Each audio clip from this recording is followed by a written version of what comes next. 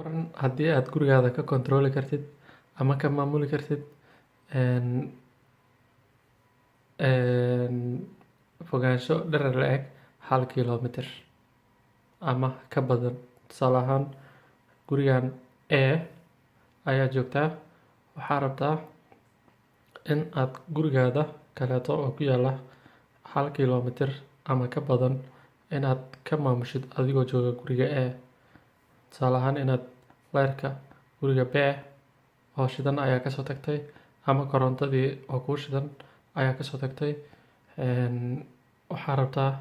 Waxaad soo xasuusatay gurigan markaa imaatay inaad xoogaa muddo joogi doontid gurigaasna aysan qof kale joogin, sidaas darteedna aysan damin karin korontadii iyo electricity-gii.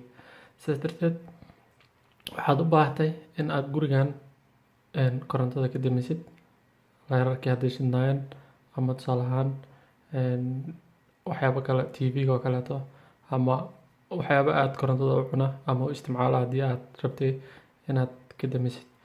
Amaba tusaale ahaan siyaabo kala duwan ayaad uga maamuli kartaa gurigaada, aadna ugu baahan kartaa inaad meel fog ka maamushid gurigaada.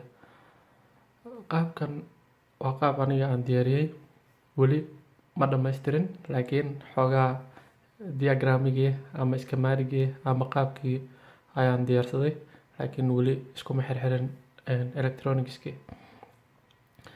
Idea-dii ayaan halkan ku hayaa. Waxaan isticmaali doonaa Arduino Uno iyo Arduino Uno kaleeto.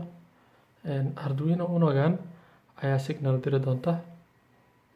Signalkaas wuxuu ka baxayaa transceiver-kan oo ah transmitter and receiver, waana noociisa waxaa waaye HC12.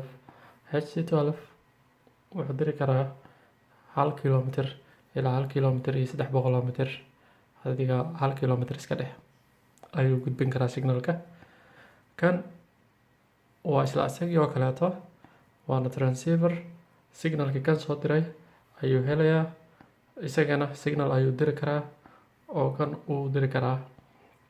Marka information-ka Arduino Uno aad ku dirtay, tusaale ahaan waxaad dirtay leerka jikada demi ayaa dirtay, signalkii uu soo baxay, inta ayuu imaaday, Arduino Uno-gan ayuu imaaday, leerka jikada demi amarkii ahaa ayaa imaaday.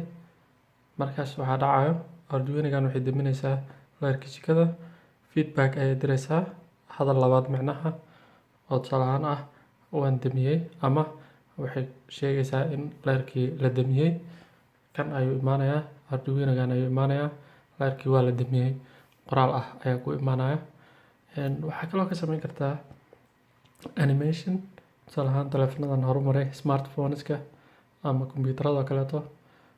Waxaa ku samayn kartaa qaab HTML ah. HTML-kaas ayaa waxaa ku diyaarin kartaa JavaScript ama Android application ama waxaa rabtid, aad visualization ku samayn kartaa, kusoo bandhigi kartaa. Tusaale ahaan jikadii oo sawiran iyo leerkii oo shidan. Signalkii markaad dirtay, jikadii oo sawiran iyo leerkii oo dansan ayaa kuu soo laabanaya. Sidaas darteed ayaa macnaha waxaa u arki kartaa gurigii oo kuu sawiranba, macnaha isagoo marna leerkiisii dansan yahay, isagoo marna uu shidan yahay. Sidaas ayaa macnaha guriga ku kontarooli kartaa. Barnaamij noocaas ayaan rabaa inaan sii guda galo. Marka intaan waa hordhici barnaamijka. Waxaan rajeynayaa inaan barnaamijkan soo dhammaystiri doono. Bye for now.